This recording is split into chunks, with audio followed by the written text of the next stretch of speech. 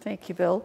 Good morning, everybody. And as Bill said, I'm Liz Horgan. I'm principal at St Joseph's in Otahuhu. And I'm wearing, I guess I could say I'm wearing my NZEI hat today, but I'm also just wearing my hat as a principal. I'm also a member of a group of 8 senior experienced Auckland principals who, shortly after the announcement of this policy, formed a sort of a small, I guess, ginger group, for want of a better word, because we had serious concerns about the policy and the direction of the policy. And I couldn't help, when I was listening to you, John, thinking just how much this policy actually reflects exactly the Treasury model that you were talking about. So I'm going to probably take quite a different position from Rob, the PPDA, and I think that's sort of fairly well known. NZEI have been much clearer in the opposition to this policy, and personally I feel very strongly that this is wrong policy, it's wrong direction, it's bad policy, and I guess maybe from the primary perspective we got burnt by the national standards policy, where people thought that they could shape it and make a silk purse out of a sow's ear, and it hasn't worked, and we're reaping the downsides of that now. So it's a tricky track to move through. I'm going to just give a little bit of background to policy because I'm not sure how familiar people are with the elements of it. But this policy, as you know, was announced in January, and the very fact that it was announced by the Prime Minister at a business breakfast was, I think, significant. It wasn't announced to an education gathering at all, and it was a major political speech at the beginning of election year. And it was called, the government called it investing in educational success, and I think a better name would have been investing in electoral success, because it's actually education is the underbelly for them going into the election, so they needed a policy that came out that looked good, and it certainly had superficial appeal. We had John Key saying building on national standards, so that was significant. We're going to create principles, expert teachers, lead teachers and change principles, sharing the best practices of teaching. These are forward-looking changes. And I was in Wellington at a primary teachers conference at the time this policy was announced, and I immediately had a gut reaction to it. This was not the right direction to be going in at all. And I kind of had to think about why is that, because it was about collaboration, it was about sharing good practice. So why would I be opposed to those, which of course I'm not, but as I go on I think you'll get the gist of why that was. So politically expedient packaging. It was very slick packaging in an election year. And I think there's an important distinction. We've got the policy over here decided by the Joint Ministers, Key, English, Joyce and Parata under the authority of Cabinet, and they're the details that are known. That's the Cabinet paper. Then alongside that we've got the Working Party and the Secretariat, which Rob has talked about, and the involvement and the processes and procedures. That's all been pretty secretive and untransparent. The sector has not known what's going on in those working groups. It remains to be seen what will come out there from that final report, and I don't think I'm probably quite as optimistic as Rob. Just very quickly, the 4 key elements of the role: the executive principal, which we've told the title will change. You can read those for yourself. You're going to get an additional $40,000 on top of your salary, and leading clusters of 10 schools. But you'll be running your own school 3 days a week. Now, I'm not sure, I'm a pretty experienced principal, but I'm not sure how I could effectively run my own school for 3 days and 2 days a week also be involved with overseeing 10 other schools. I'm not sure how that's humanly possible. It's a fixed term appointment, so the talk about career pathways is a little bit dubious if it's fixed term. And they're going to be selected by an expert specialist panel to be set up by the Ministry of Education. And you'll possibly have 2 local board people who are part of that panel appointing this specialist, this executive principal. And the function is quite clear that the function is you're going to be expected to be able to demonstrate you've raised quality of learning and student achievement. and that is very likely going to be measured by national standards and the PACT tool, the Progress and Consistency tool, which I'll talk about. And the cost of that total would be about 10 million annually. Second role was the expert teachers, 1,000 of those, $20,000 extra per year. They were to be highly capable, proven track record. What that means, how that would be decided is also unknown. But what we do know from the Cabinet paper is it would be appointed by the executive principal, whatever their name is, and supported by external specialists with some input from local community. And again, they would be working 2 days a week across this cluster of 10 schools.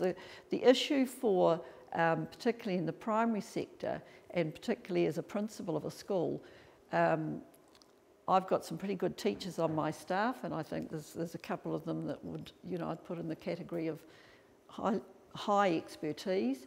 They would not want to be out of their classrooms for 2 days a week. That's what makes them good teachers.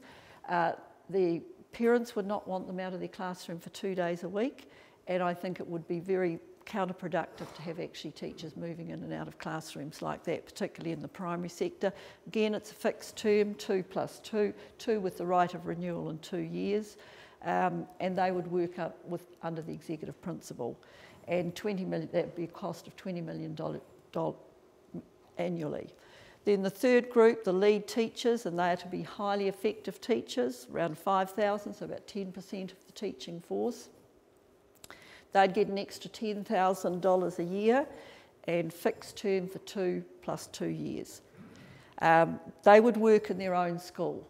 They would not be moving across the cluster of schools, but they would have to be open to people watching them and viewing them. And that's about $50 million annually. And then the change principal, who would be employed to lift schools that are struggling or failing, appointed by the relevant schools board with input from member of expert specialist panel, fixed term for 3 years, renewable for 2 years, and about 20 schools each year, so that's about 0.5.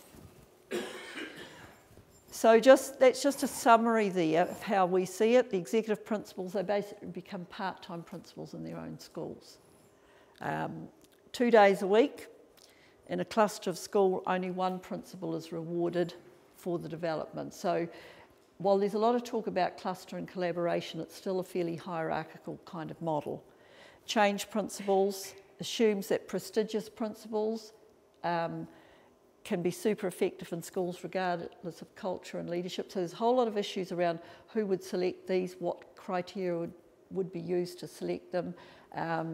Not necessarily, I heard Michelle Bogue on TV say, wouldn't it be wonderful to have top principals and teachers from high decile schools going to low decile schools? So that's the thinking that informs this policy, the 1,000 expert teachers and the 5,000 lead teachers. Just a little bit about the money. You've got 360 million over 3 years, so if you've got those amounts, the 10 million, the half million, 20 and 50 million, you've got about 40 or 50 million left, which is actually going into the infrastructure, setting up, keeping this policy going, and that seems to us to be a bad use of money. So what's the guts of my talk is what's wrong with the policy and why are people, particularly in the primary sector, so concerned. Just to go back, and John touched on this, the ideology behind this is competition, the belief that if you set schools up in competition with each other, you'll get better results. So that's what's come through right back from the Treasury briefing paper in 2011. The concerned principals, which is the group of 8 principles I talked about before, in summary, we were concerned enough to write to NZEI, NZPF and Auckland primary principals at the beginning of the process, and we talked about our concerns around the policy itself, the process around the policy, the development of the policy, the simultaneous confidential work, particularly of the regulatory task force, and I'll come back to that, the actual workability of it, how this would work in practice, the likely long-term effects of the policy, and the lack of time or opportunity for the profession to have had any real genuine say in the development of the policy or the way in which it was going to spin out. Collaboration, there seems to be a significant mismatch between the rhetoric and the reality. In the Cabinet paper, you've got clause 10 saying there may be changes to details, but not the thrust and objectives of the proposal. And as far as the sector's concerned, the Cabinet paper is what the policy is at the moment. This is about control rather than collaboration, and it's about using national standards and PACT to actually judge success or failure. Going back to that model that John talked about, you've got your managers, your branch managers looking after your branches and deciding who's actually making progress. There's some pretty strong political drivers at work, and the significant changes to the public education system are just being relentlessly progressed and will continue to be through this policy. The workability aspects about it, I could talk at length about those, but just the practicalities of actually getting people out of schools, organising clusters together. I'm not against clustering, but the good clustering that works is the grassroots up clustering, not the kind of the top-down model or somebody pulling people together when they may not even want to work together. How that's going to work in rural areas, the amount of time that will be spent just in actually getting people together and trying to work out what to do seems to us to be a fairly ineffective way of dealing with things. It also cut across the proper negotiating processes. NZEI, it took us 9 months to get the ASET, which is the Advanced Classroom Expert Teacher, to get some money behind that, which is kind of similar to the secondary's specialist classroom teacher.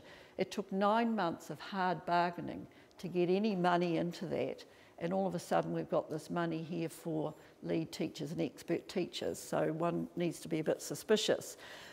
Boards have been pretty much ignored, and I'll come back to that, and there's some unclear lines of accountability. Simplistic solution to a very complex problem, the whole problem of the disparity of educational outcomes in New Zealand, and it keeps coming back to this: if we just actually keep the focus on teacher quality, we'll get that sorted. So it's kind of that assumption that underpins this policy that concerns us. It lacks a solid base of evidence and research. The concern about national standards being used, I mean, and Martin will talk about that in his presentation, and the PACT, which the primary sector have boycotted, the progress and consistency tool, because it's based on national standards, and they will be used, and they will become by default the main measure of performance. It's likely to make teaching and leadership in low decile schools pretty unattractive if you start to get measurement of performance. People just won't go there. It'll just be too risky professionally. We don't believe it's the best use of $360 million. It'll line the pockets of a few, and whose main responsibility will be coercing, cajoling or controlling the other 90%. And we have schools crying out for additional resources to go directly to helping special needs and disadvantaged children. So it's once again coming back to those, what are the assumptions that underpin this policy, and what are the assumptions about what actually makes a difference to kids' learning. And it's interesting that the Minister often quotes from the PISA, and she uses the Andreas Schleicher to back up this policy. But it's interesting, you've got in the volume 2, the Excellence Through Equity, where it actually singles out New Zealand and Chinese Taipei are the two high-performing countries with below average levels of equity and education outcomes. And it goes on to say that if you're looking for policies in those sorts of countries, the best policies would be to suggest that they actually target low-performing and or disadvantaged students, and that the steepness of the gradient, because our gradient is steep, suggests that low-performing students could rapidly improve their performance if their socioeconomic status also improves. So there's a different set of assumptions.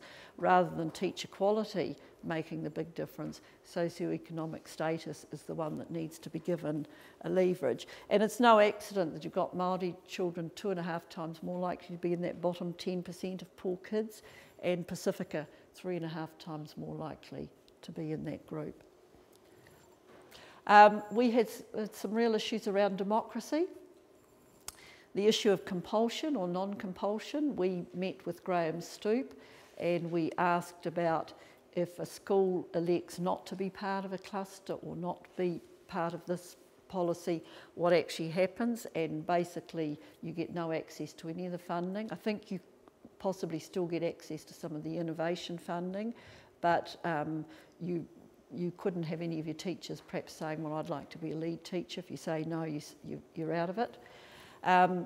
We believe that it's a public good, and this is a significant reform. This would quite significantly change the way in which we run schools in New Zealand. And there's been no public scrutiny, and there's certainly been no democratic debate. The speed, the indecent haste through which it's being pushed is extremely concerning.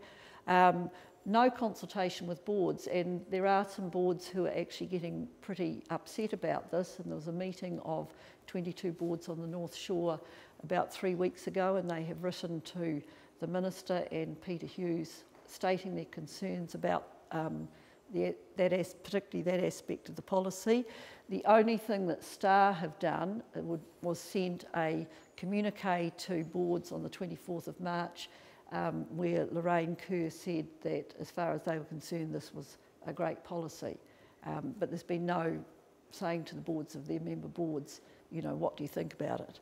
And the autonomy of boards of trustees will inevitably be undermined because the executive principal, or whatever they choose to call them, while they retain their line of accountability is with their employing board. If I was the executive principal, say for an Otahuhu cluster, and I go into Panama Road School and I ask the Colleen down there to, I think, start doing certain practices or pedagogies, and she says to me, well, actually, no, that's not what we want to do.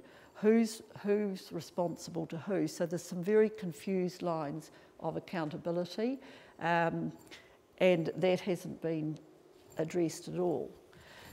The other thing that concerns us, it's part of a much bigger agenda for public education.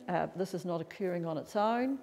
And just briefly, the Treasury briefing papers about competition, the national standards, the public achievement information, planning and reporting processes, and there was a whole debacle around that this year where schools were divided into 3 different categories and people were moved from the so-called top performing category to the bottom performing category without any consultation or by your leave. I could spend some time on that, but it's relevant but not so directly relevant. The class size policy that only got defeated because it became electorally unsustainable because parents were opposed to it. What's happened in Christchurch, the charter school stuff. So this policy is all situated within all these other little pieces of the jigsaw. The charter school one is concerning because if, say, for example, you have a cluster of schools in a low decile areas and nothing happens, the performance doesn't go up, what's the logical conclusion for a Ministry of Education or government to say, well, we'll make those charter schools? It's no accident the charter schools have been set up in the poorer areas of Auckland. This one is particularly worrying, the task force on the regulations affecting school performance, which is running concurrently. All the people on it have signed up to a confidentiality agreement, so we have got really no idea what's actually happening inside that group. We've been told by the Minister that this is really just about decluttering, getting rid of red tape.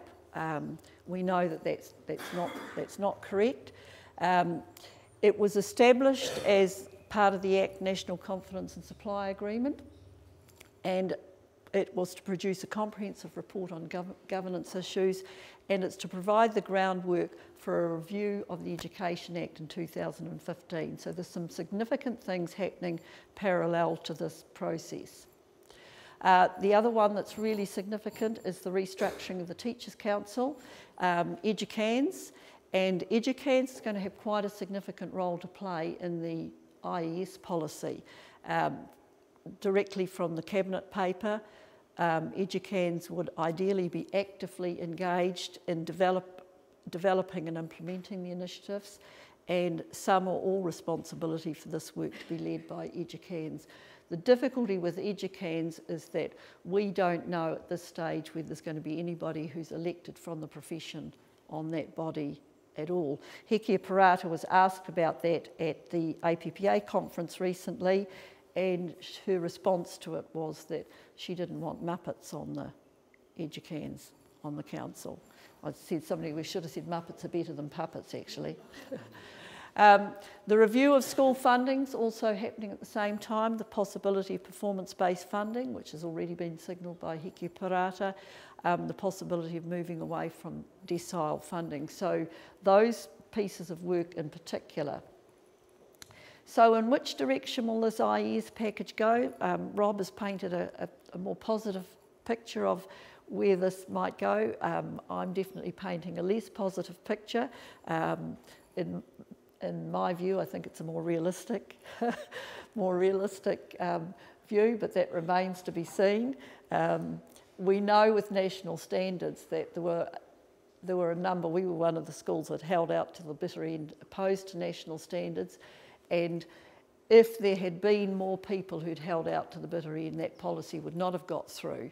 And the same with this IES policy. The difficulty for us, and some of these slides I have to credit to Lester Flockton, the working group has been referred to as staying in the tent or outside of the tent. NZEI is still in the tent at this stage. Nobody's pulled out of the tent. But there's a significant number of people in the profession who actually are very, very uncertain about the fact that we've remained in the tent. Because the same argument was used with national standards. If we stay in there, we can shape it, we can influence it. But in actual fact, the policy rolls on and the agenda rolls on. So the working group, staying in the tent, the plan will go ahead whether you're in or out of it, and so the thinking is, well, if we stay in there, at least we may be able to have some influence. And I think there's probably general agreement that that's probably the only course. Well, it's not the only course, but maybe it's the most expedient at the moment. But then there's another tent that Lester talks about, applications to become the expert or the executive principal or whatever they're going to call them.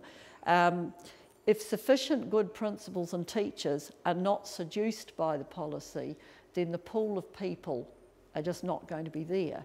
And that's the power that the sector has. This policy can't succeed without the buy-in from the sector. If principals and teachers say, well, actually, no, we don't think it's the right policy, we don't think it's good policy, therefore we're not going to have anything to do with it, it actually won't succeed. In the same way that national standards wouldn't have got to where it is today if enough people had said, no, we don't believe it's the right policy, we're not going to go along with it. It wouldn't be where it is today, which is largely doing a lot of damage to schools. It's very shonky data. It's doing all kinds of bad things within schools and classrooms and education. And yet we've got there because people thought that they could shape that policy. So I guess in one sense the primary sector has already been burnt by a policy that they thought they might be able to shape. People thought there'd never be league tables, there'd never be public comparison, and there are. So there's a high level of scepticism about where the IES policy is going. And then there's a third tent. If you stay out, the risk is that you will be picked on by ERO and ridiculed by school trustees because they'll say you're depriving your community of this amount of money.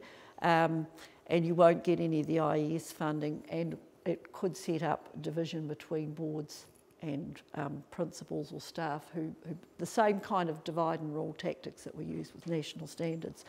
So that's in a nutshell a very quick romp through where the position that NZEI take, but also the position that, you know, I'm not sort of wearing I'm a strong member of NZEI, but this is what I'm wearing very much my hat as a professional principal in a primary school that seriously believes that this particular model of policy, which is underpinned by the belief system that John talked about this morning, is the completely wrong direction for primary education to go in New Zealand.